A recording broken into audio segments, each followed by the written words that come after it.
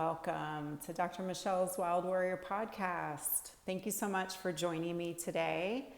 And you can follow me on YouTube, subscribe, Michelle M. Mattingly, or you can find me on iTunes and also on Spotify. And those handles are Dr. Michelle's Wild Warrior podcast. So please subscribe, and I appreciate you being in my audience today. I have some interesting things hopefully to talk about and to get you thinking and informed and questioning things and hopefully making really robust decisions for yourself about your health and your family's health and that of our community and our planet ultimately.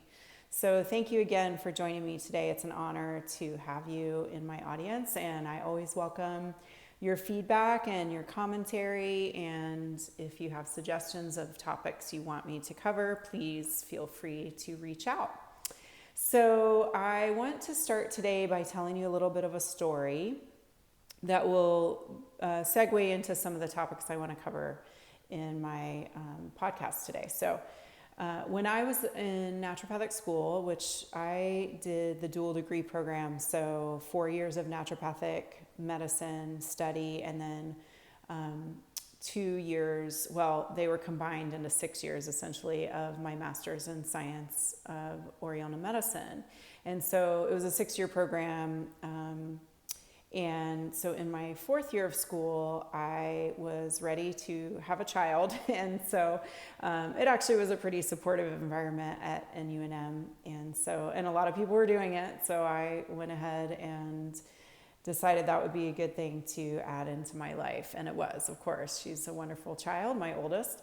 And I admittedly was a bit of a purist at that point in my training and really wanted to do things naturally, of course, and had hired a midwife who was wonderful. She was affiliated with our school, and she was a really awesome human being. And, you know, as life does, sometimes the best laid plans end up getting derailed sometimes. And so that's what happened to me. So, and with life, death, birth, all of these things, there's a lot of mystery and a lot of unique challenges to those things. And so my intended birth kind of got a little bit derailed, and I had to go with the flow a little bit. So essentially what happened was I was about 38 weeks pregnant and had just seen my midwife, and everything was looking pretty good, except my blood pressure had crept up just a tiny bit. And she was, monitoring me, and I started to have some right upper quadrant pain, just kind of like right below my right ribs, and I was getting nauseous. And so she decided to come check on me, and my blood pressure had actually gone up a lot at that point. And with the symptoms I was presenting with, she was concerned. And so she wanted to take me to the hospital.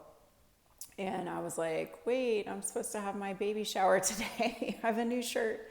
And so that obviously didn't happen. And I went to the hospital because that's where I needed to be. And so I was admitted, and my body was showing signs of what's called HELLP syndrome, which is a severe form of preeclampsia. Again, the high blood pressure we already knew about, and then they drew some labs, and my platelets were dropping, and my liver enzymes were elevating. So HELLP stands for hemolytic anemia, elevated liver enzymes, and low platelets, and I was showing signs of most of those things. So I was admitted and assigned a very awesome, actually, MD who was a perinatalist, kind of specializes in extreme situations. And of course, I didn't feel that bad. I felt a little bit nauseous, but otherwise I didn't feel like I was terribly sick. And he, thought I was not in a great way. So anyway, but he was open to my, my desires in trying to do at least a vaginal birth, but preferably a natural birth. And again, I was a bit naive to this whole experience. And so he let me bring in another midwife from our school who was also an acupuncturist to try and see if we could get labor going. And he did like a misoprostol suppository to try and get my cervix to do its thing and just try and see if we could get labor started and see what happens from there. So, and then he was monitoring my labs and everything to make sure I was still okay. And eventually I was not okay. So a little bit of labor started, but barely anything. And my child was doing just fine, but my body was tanking essentially. And normal platelet count is usually like 200,000 to 300,000, somewhere in there. And mine had dropped within that day all the way down to 19,000. And that's concerning because there's a lot of things that can happen out of that. One of which is DIC, disseminated intravascular coagulation, and I was kind of well on my way to that being an issue. So luckily, the treatment or ramifications for dealing with this was for my baby to be born. And so they decided that I needed to get to go under general anesthesia and have a C-section, which is what ended up happening.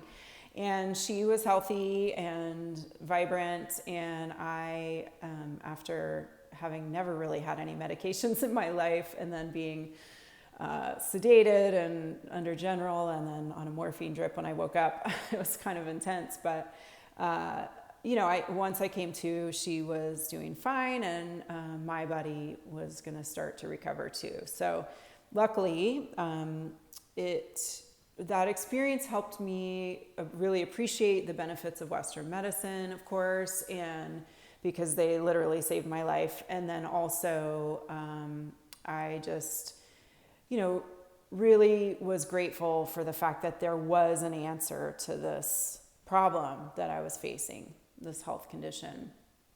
And the answer was for my baby to be born, because then my body would stop reacting in that way.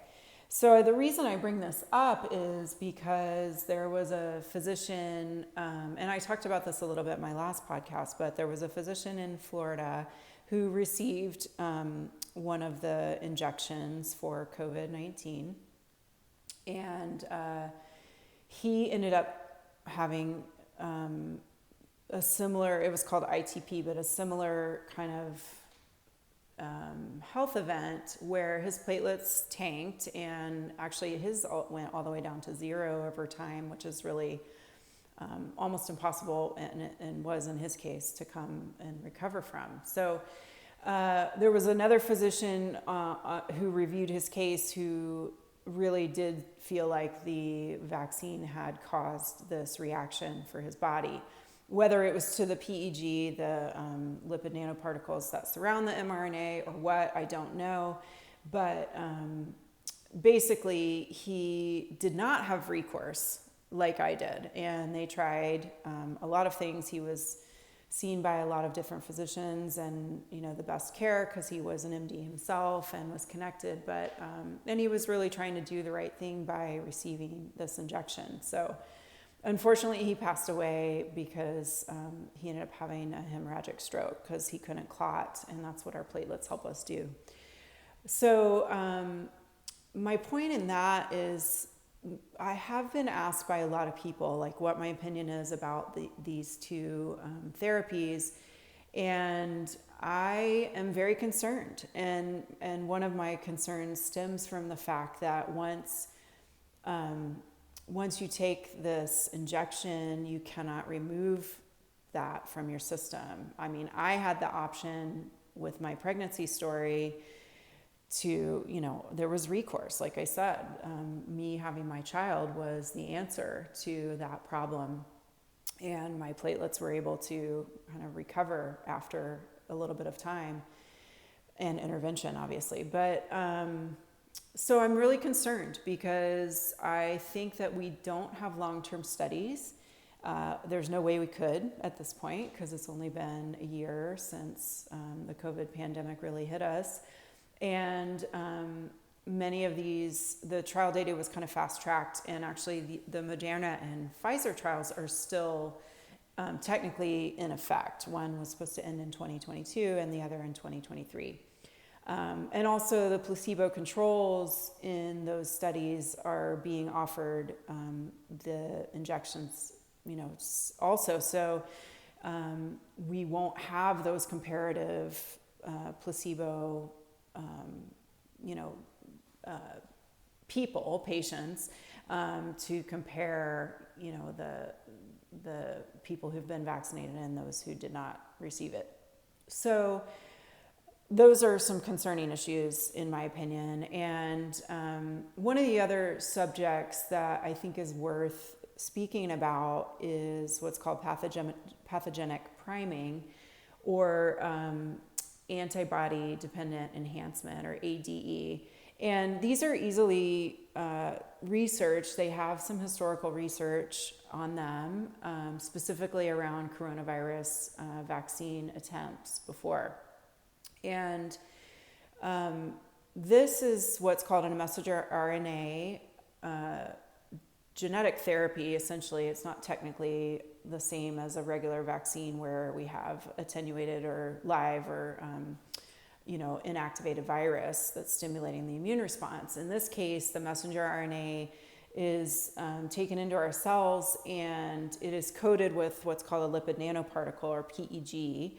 And there's some speculation, and I think that's probably accurate, that the PEG itself is what's causing a lot of these kind of overactive, anaphylactic, potentially immune responses, and possibly some of the neurological issues we've seen too, like Bell's palsy and seizures. Those might be a similar problem and reactivity to that stimulus in the body. But again, we don't have enough trial data and long-term studies to understand exactly what's going on. And so that's concerning to me, because every human being is an individual with their own health history, their unique genetic makeup, their environmental exposures, their stressor responses, their nutrient levels, and their vulnerabilities. And so this is being pushed on the general public, of course, with, I think, good intention, but unfortunately it's not a one-size-fits-all answer. And it's concerning to me that anybody who's questioning or raising concerns, or seeing the concerns and the side effects and the adverse events and asking about them and trying to figure out if there's connections, is potentially being silenced or censored or discredited. I mean, we're seeing a lot of that as well. And that's really not how science works. I mean, it's not, believing in the science isn't really a thing, because science is ever changing. And if it weren't, we would still be practicing some of the, detrimental things, or using some of the medications that were dangerous in our history. And so luckily it's an ever-changing kind of beast. And in order to change it and improve it, we have to keep researching. We have to keep understanding the data. We have to have these really open conversations and dialogues. And I'm not seeing that happen. And I think that's really concerning, because ultimately, we need all the great minds kind of hashing it out and discussing things so that we can keep people safe from the medications themselves, and then obviously, as healthy as they can be with the various, pathogens that we're going to experience as human beings on this planet.